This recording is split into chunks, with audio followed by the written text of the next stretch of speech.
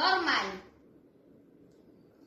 Guro kung tawagin, pangalawang ina sa paaralan, tagapaghatid ng kaalaman sa loob ng silid-aralan, tagapamagitan kung may kaguluhan o alitan, handang umalalay upang ikaw ay hindi maiwan.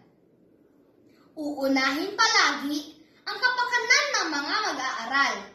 Patunay nito ang pagsasanay ngayong new normal. Webinar, paggawa ng module at video lesson, si Ma'am at Sir, naging teacher broadcaster na rin. Responsable, maasahan at dedikado sa tungkulin. Iyan ang mga gurong hindi sumusuko sa laban. Kahit sa panahon ng pandemya'y maaasahan. Tiyak na maglilingkod sa ngalan ng edukasyon. Obligasyon sa bata at sa bayan, kanyang panata.